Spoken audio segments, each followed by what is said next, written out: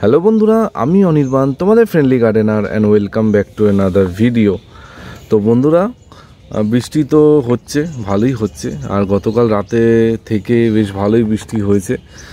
আর এখানে দেখতে পাচ্ছি আমার টেক্সাস সেজ, মানে এই বৃষ্টির মধ্যেও প্রচুর ফুল দিয়েছে আর ফুল ঝরেও যাচ্ছে। তো সবাইকে আমি এর আগেও বলেছি যে এই টেক্সাস সেজ এত সুন্দর গাছ, মানে এই একটা গাছ কিন্তু সবাইকে বাড়িতে করতেই হবে, মানে করতে হবে 100% করতে হবে।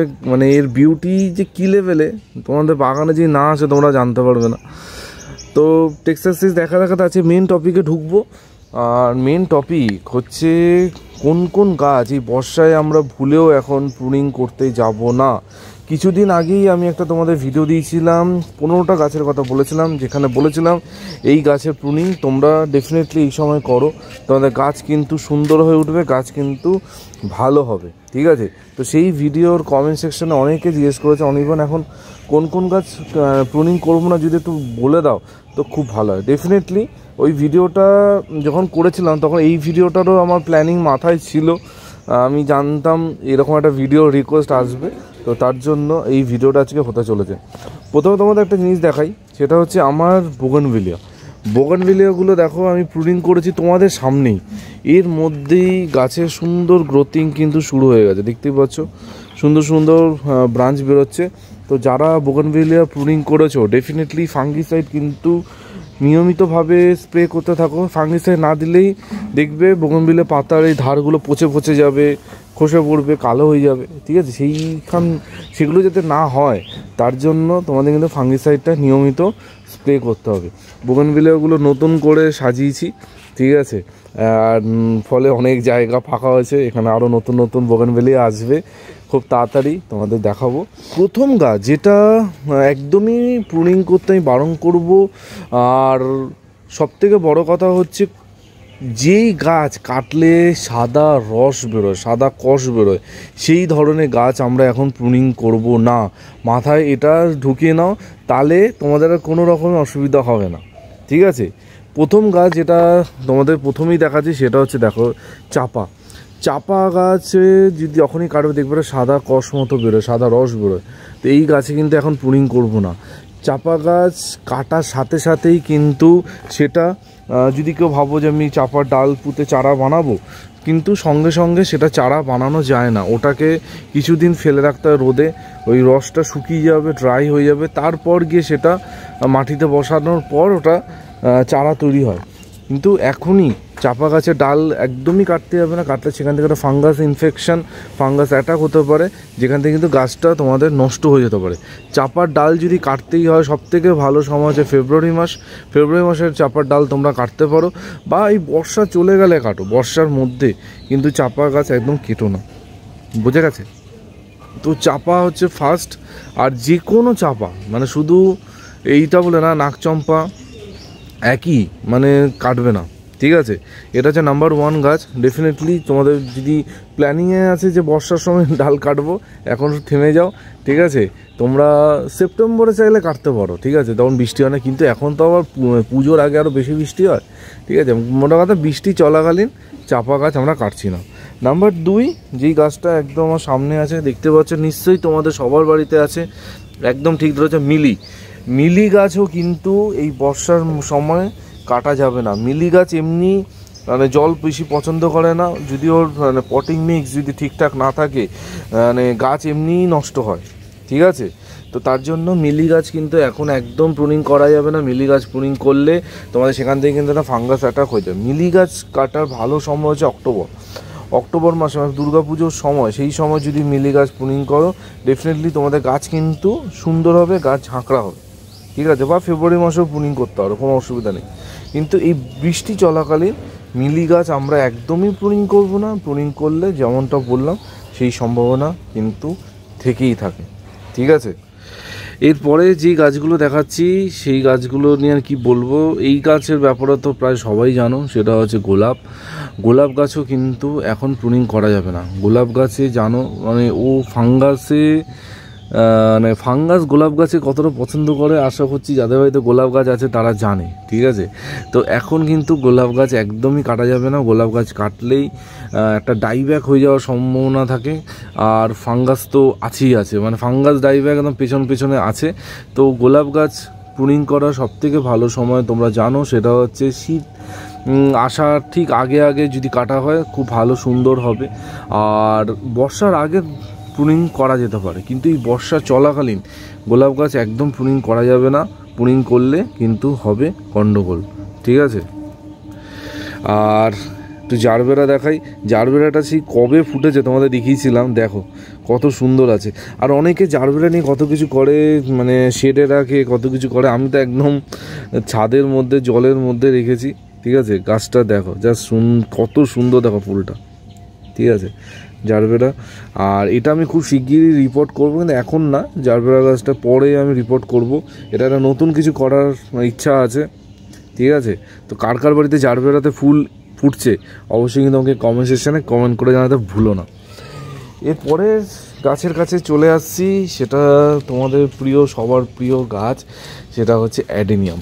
অ্যাডেনিয়াম গাছ কিন্তু একদমই এখন কাটিং করা যাবে না। কাটিং করতে হলে বর্ষা শুরুর আগে কাটিং করতে হতো, কিন্তু এই বর্ষা শুরু হয়ে গেছে, এর মধ্যে কিন্তু কাটিং করা যাবে না। এবার অনেক বন্ধু আমাকে বলতে পারে, অনির্বাণ আমার এলাকায় এখনও বর্ষা শুরু হয়নি, আমি কি কাটিং করে দেবো? না, তোমার এলাকায় বর্ষা শুরু হয়নি, তার কারণ হচ্ছে সেখানে হয়তো আবহাওয়াটা সেই রকম অনুকূল হয়নি।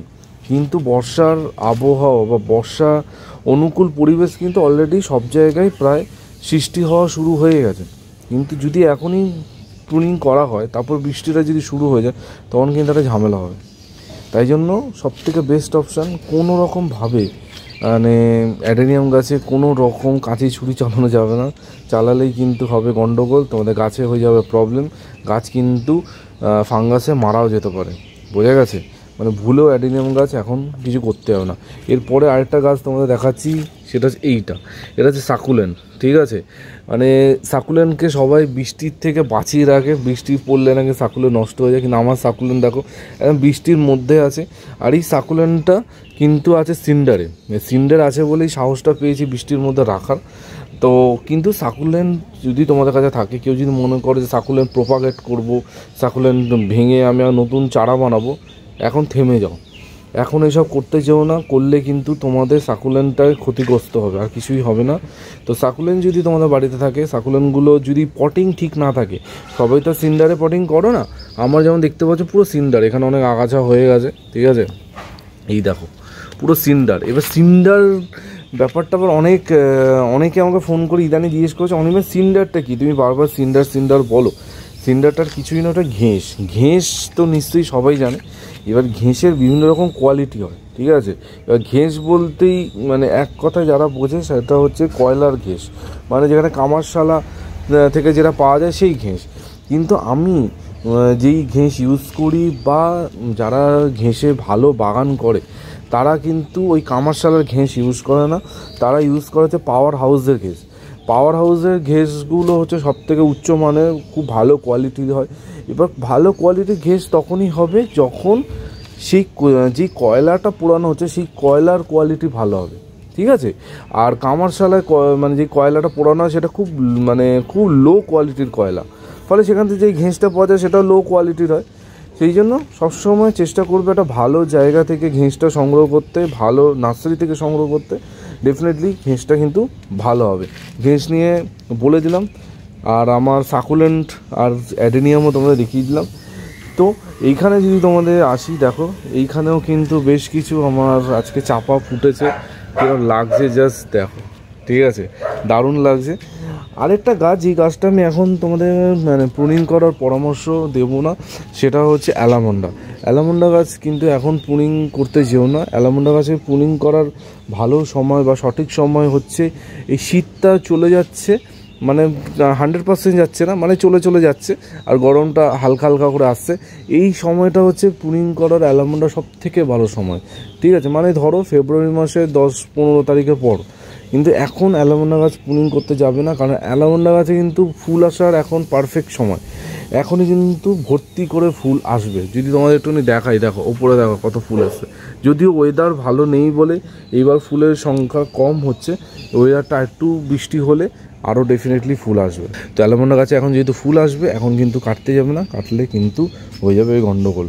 তো আমার কাছে যতগুলো গাছ আছে যেগুলো প্রুনিং যোগ্য নয়, মানে এখন এই বর্ষার মধ্যে প্রুনিং যোগ্য নয়, সেই সবগুলো তোমাদের দেখিয়ে দিলাম। আর যেই কথাটা তোমাদের বললাম এটা মাথায় রেখো, যে যেই গাছ কাটলে সাদা দুধের মতো রস বেরোয় সেই ধরনের গাছ আমরা এই বর্ষা চলাকালীন প্রুনিং করব না, ঠিক আছে? আর প্রুনিং করার নিয়ম আমি তোমাদের বলেছিলাম যে বর্ষা শুরু হওয়ার আগে প্রুনিং করতে হয়। মানে এই না যে এখন বৃষ্টি বাদলা হচ্ছে এই সময় তুমি কাটছো, এখন করলে কিন্তু নর্মাল গাছেও কিন্তু ঝামেলা হতে পারে। আমি যত গাছ প্রুনিং করেছি সব কিন্তু বৃষ্টি শুরু হওয়ার আগে প্রুনিং করেছি, মানে বৃষ্টি চলাকালীন প্রুনিং করিনি, বোঝা গেছে? সেটা আমার জবা হতে পারে, সেটা বোগানভেলিয়া হতে পারে। তো বৃষ্টি পড়ছে এই অবস্থায় কোনো রকম গাছ আমি তো সাজেস্ট করব করতে না। আর যদি নিতান পক্ষে করতেই হয় তাহলে যেমনটা বললাম সেই ধরনের গাছ কিন্তু এখন একদমই করতে যাবে না, করলে কিন্তু তোমাদের হয়ে যাবে গন্ডগোল, ঠিক আছে? আর বৃষ্টির ওপর বর্ষার কেয়ারের ওপর আরও ভিডিও আসবে, চিন্তা করো না। বিভিন্ন রকম ভিডিও তোমাদের প্রতিদিন প্রচুর কোয়ারিজ আসছে, সেই অনুযায়ী চেষ্টা করব ভিডিও করার। ডেফিনেটলি তোমরা কিন্তু পাবে। এই সময় কি কি গাছ তোমরা মানে বাগানে আনতে পারো, বাগানে বসাতে পারো, তার উপরও অনেকে জানতে চাইছে। তো চেষ্টা করছি এই সময় কোন কোন গাছ তোমরা বসাতে পারবে তার উপর একটা ভিডিও পোস্ট করার, ঠিক আছে? খুব তাড়াতাড়ি সেই ভিডিওটা আসবে। তো মোটামুটি আজকে যেই কথাগুলো বললাম মাথায় রেখো, আর এইভাবে চললে তোমাদের কিন্তু কোনো অসুবিধা না। কারণ অনেক বন্ধুরা আছে যারা অনেক গাছ কেটে ফেলছো যেগুলো কাটা উচিত না, এবার গাছ কাটার পর আমাকে মেসেজ করছে অনির্বাণ আমি এই গাছটা কেটে ফেলেছি। তো সেই কথা মাথায় রেখে কিন্তু আজকে এই ভিডিওটা করা, যাতে তোমাদের এই সমস্যা এই ভুলটা না হয়, ঠিক আছে? আর এই ফুলটা নিয়ে এত কোয়ারিজ আসছে, সবাই চাইছো এই ফুলটা। আমি আরও একবার বলে দিচ্ছি, এই ফুলটা আমি এনেছি সোনারপুরের শানু ভাই নার্সারি থেকে। সোনারপুরে জয়মাতা নার্সারির প্রচুর ভিডিও আছে আমার চ্যানেলে, একটু খুঁজলেই তোমরা পেয়ে যাবে। সেই ভিডিওর মধ্যে শানু ভাই ফোন নাম্বার, অ্যাড্রেস, গুগল ম্যাপের লোকেশান, মানে যাবতীয় তথ্য ওখানে দেওয়া আছে।